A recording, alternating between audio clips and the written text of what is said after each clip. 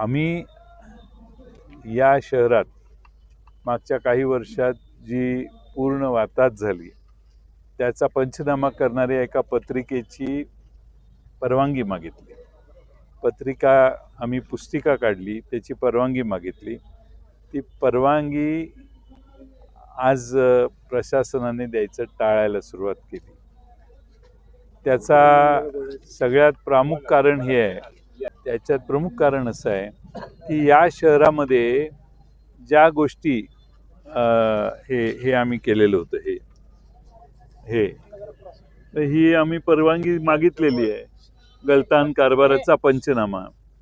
पण परवानगी अजून द्यायची मानसिकता दिसत नाही. आता कळेल आम्हाला उद्या. पण काय छापलंय, या शहरात वर्तमानपत्रात आलेल्या बातम्या या आम्ही छापलेल्या आहेत, बाकी काही छापलेलं नाही. आणि वर्तमानपत्रांनी दिलेल्या बातम्या छापणं हा गुन्हा होऊ शकत नाही. त्यामुळे मागच्या वर्ष 2 वर्षात जे काही झालेलं आहे ते प्रशासनाने केलेलं आहे. आणि तेच प्रशासकीय अधिकारी जर परवानग्या देण्यासाठी बसलेले असतील, ज्यांच्या कर्तबगारीवर प्रश्नचिन्ह तयार होतं, तेच जर प्रश्नचिन्ह आम्ही निर्माण करत असू तर ते परवानगी देत नसेल तर ही निवडणूक आयोगाची सिस्टीम रॉंग आहे. आणि म्हणून आम्ही विनंती केलेली आहे की आम्हाला परवानगी द्यावी. माझी अजूनही अपेक्षा आहे की ते खुल्या मनाने परवानगी देतील. शेवटी लोकशाहीत कोण कोणाच्या विरोधी बोलतं यापेक्षा आम्हाला ही पुस्तिका अधिकृतपणाने लोकांच्यापर्यंत पोचवायची आहे.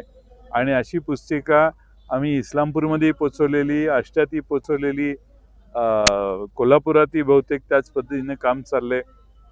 त्यामुळं अशा पद्धतीची पुस्तिका ही काढण्यासाठी मज्जाव जर प्रशासन करत असेल तर ते चुकीचं आहे. आमची त्यांना विनंती आहे की असे आम्ही जनतेला जे आमचे मुद्दे सांगणार आहोत त्यात अडथळा आणण्याची गरज नाही.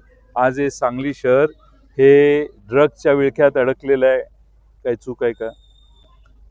वर्ष सुरू झाल्यावर 2 खून झाले, चूक आहे का? झाले ना खून. कुणी केले, का केले, कारण काय, हा वेगळा प्रश्न आहे. या शहरामध्ये फार मोठ्या प्रमाणात मागच्या वर्षभरात अनेक गुन्हे झाले, हेही सत्य आहे. या शहरात ड्रेनेजचा प्रश्न आहे, रस्त्याचा प्रश्न आहे, पाण्याचा प्रश्न आहे. हे प्रश्न आम्ही जर जनतेला सांगण्यासाठी आम्ही पुस्तिका काढली तर त्याला परवानगी न देण्याचा चुकीचा पायंडा पडेल.